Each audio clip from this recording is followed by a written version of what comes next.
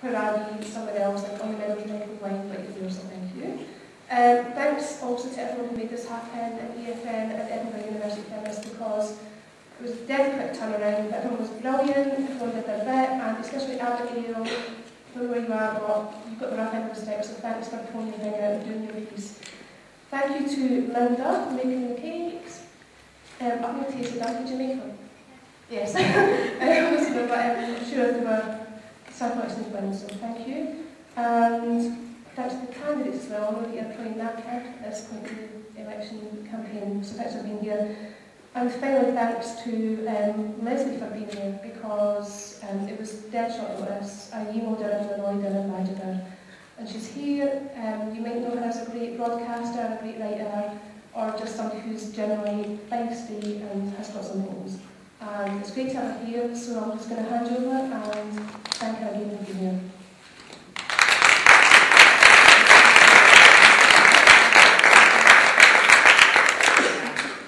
It's great to see that student unions haven't got any more staffing over the 400 years I've been alive anyway, with the old microphones and things. Anyway, thanks very much. It's delightful to be here. You didn't flap your thing about. Oh, this is a very nifty. That was your bit, wasn't it? Has everybody got one of these? They're nifty, aren't they? Have you got one of these? Have you got answers? Yes, yeah. Good. I hope so. I hope so. Right. So that's part of what's going on tonight. This is actually a very useful focus on what would be issues for women, as opposed to dress sense and kind of pondering candidates' wives, which seems to be a big part of the election today. I just put in women and general election into Google before I came out, and got the following kind of quite interesting assortment of things out. One was 4 times more men than women have switched to Clegg. Why? This is very interesting. Actually, I have no idea. Well, according to this breakdown, after that, how many people watched that debate? Okay, let's try that again. How many people were alive in the room? Right, good woman. Right, how many people saw the debate? Right, and how many didn't? What's wrong with you? You just didn't know. You don't have to tell me. Right, come. Okay. Have you got friends? Cat. You got a cat? Mom. Right.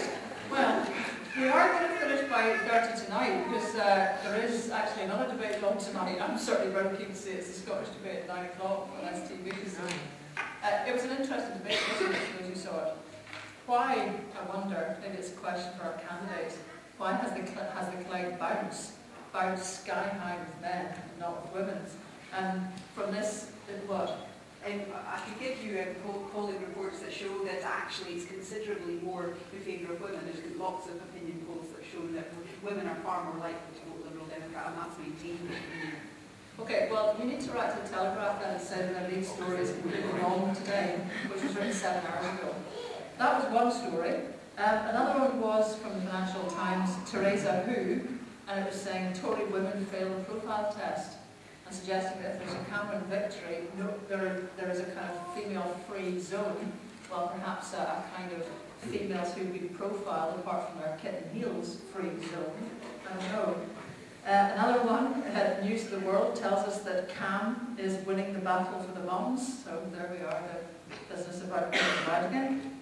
And another tells us that there are a record number of women selected to stand as Labour candidates this time, 191.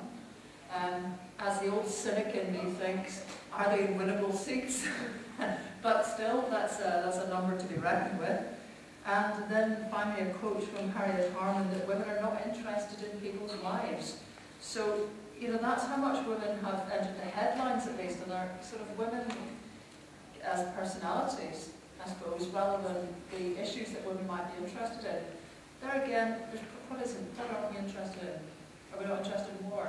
We're not interested in the economy. We were interested in pretty well everything that moves, I guess. And that's what you're here to ask about tonight. Let me introduce the candidates, or not the candidates as the case may be. And forgive me for being sort of nippy, though, don't necessarily. But I would like to know why we have not necessarily got candidates. There'll be good reasons I know one particular Green got married very recently, but it would be nice to know so that people don't feel snubbed. Sheila Gilmore is with us for Labour, who's standing in for Ian Murray. Can you just tell us? I am a candidate. You are? I'm not a candidate for Edinburgh South. I'm a candidate in Edinburgh East, which we're actually sitting here in Edinburgh East at the moment. I think your publicity said that the university stood in Edinburgh South. It doesn't. You're saying all this and probably haven't been heard, but the microphone would be even better. I understood there was one for you here, I said. Right. It's leaping into action, kind of now. Yeah, I was just going to say that I think this was originally billed as for candidates in Edinburgh South on the basis that this was actually the university sat in Edinburgh South. No, nice and sure that is Edinburgh South because that's where most students live. Okay, I'm not entirely sure about that because the whole Pollock also falls to Edinburgh East, but let's not argue about it. Anyway, it was partly because obviously I'm very interested in these subjects, and I am a candidate in Edinburgh East. Right, down where we're sitting at the moment. Sheila was, let me tell you a bit about her. She was born in Aberdeen, grew up in Edinburgh, worked in teaching before returning to university to study law.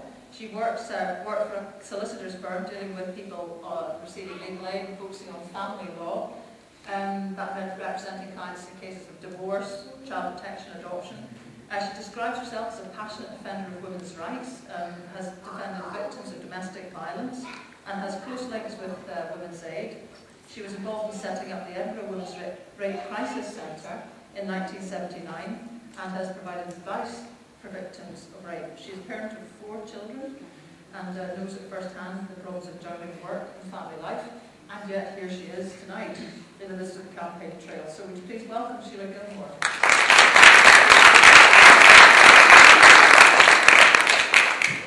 Quite interesting because I have no idea what the explanations are. Belinda, who you might or might not be standing for and where, but anyway, Belinda Hacking is with us for the Conservatives, and I have here that you are standing in for Dr. Neil Harding.